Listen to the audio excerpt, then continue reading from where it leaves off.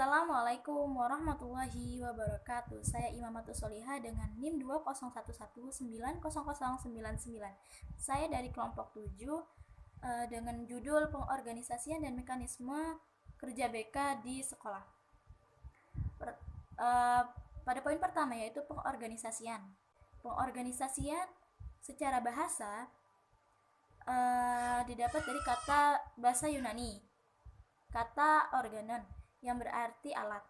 Dan secara terminologi, organisasi adalah wadah atau tempat perkumpulan bagi sekelompok orang yang dimana mempunyai tujuan yang sama, kemudian bekerja sama untuk mencapai tujuan tersebut dengan memanfaatkan sumber dayanya seperti uang, mesin, dan lain-lainnya yang bisa dimanfaatkan, yang bekerja secara sistematis, terprogresif dalam mencapai tujuannya tersebut. Kemudian poin selanjutnya yaitu pembagian tugas personil kegiatan BK di sekolah. Pertama-tama yaitu kepala sekolah. Di sini kepala sekolah bertugas mengkoordinir semua kegiatan BK, menyediakan sarana dan prasarana bagi konseling, kemudian memberikan kemudahan setiap kegiatan pelayanan konseling, kemudian menjadi sebagai supervisi bagi kegiatan, menyiapkan surat pernyataan, melakukan kegiatan konseling untuk bahan usulan angka kredit bagi guru pembimbing, mengadakan kerjasama dengan instansi lain, kemudian melakukan konseling minimal pada 40 siswa. Selanjutnya yaitu koordinator konselor.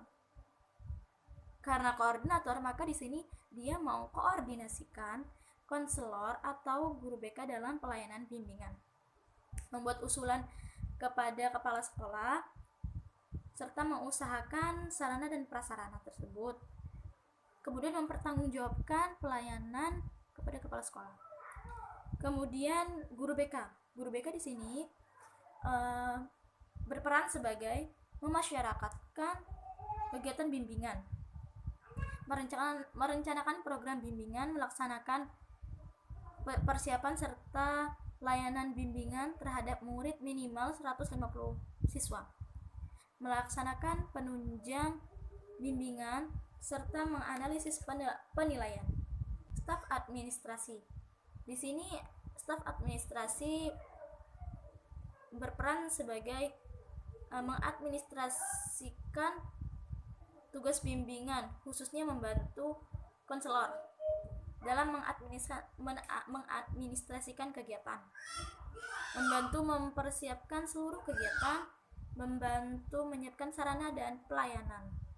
Kemudian guru mata pelajaran. Di sini guru mata pelajaran berperan sebagai selain pembimbing dalam mata pelajaran tersebut, dia memasyarakatkan layanan bimbingan dalam memahami materi dalam pembelajaran, khususnya bagi murid, dan melakukan kerjasama dengan konselor dalam melakukan pelayanan kepada siswa yang membutuhkan pelayanan. Kemudian wali kelas.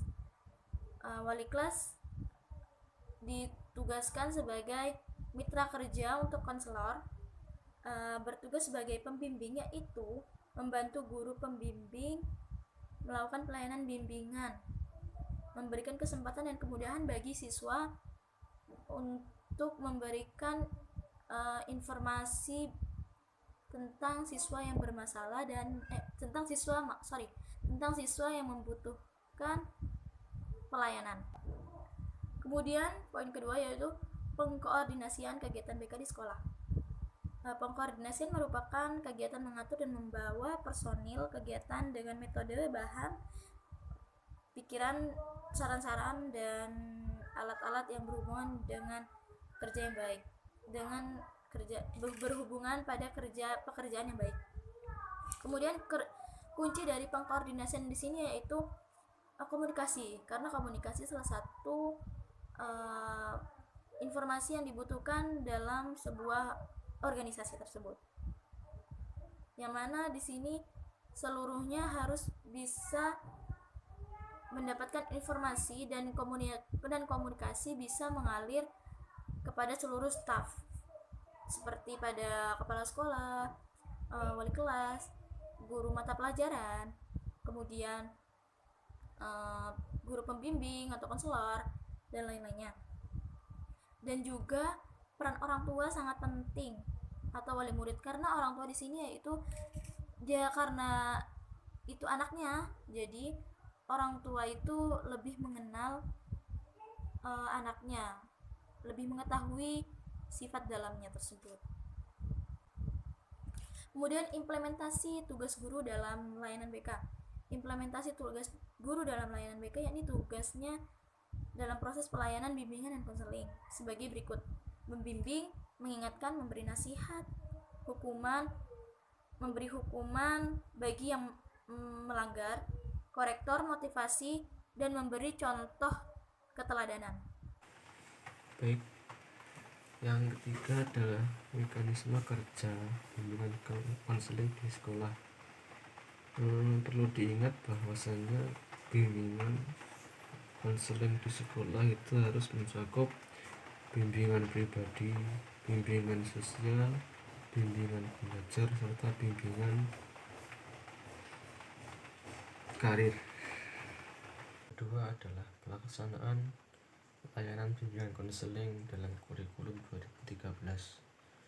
Untuk pelaksanaan bimbingan konseling dalam kurikulum 2013 itu sudah diatur oleh pemerintah melalui Permendikbud nomor 81A tahun 2013 bagian 4 lampiran 4 bagian ke-1 tentang implementasi kurikulum, yang di dalamnya mengandung maksud bahwa substansi bimbingan konseling itu dilakukan demi memfasilitasi satuan pendidikan dalam mewujudkan proses pendidikan serta menjawab berbagai ragam kemampuan, kebutuhan, dan minat sesuai dengan kriteria anak didik dalam satuan pendidikan SMA atau MA dan SMK atau MAK.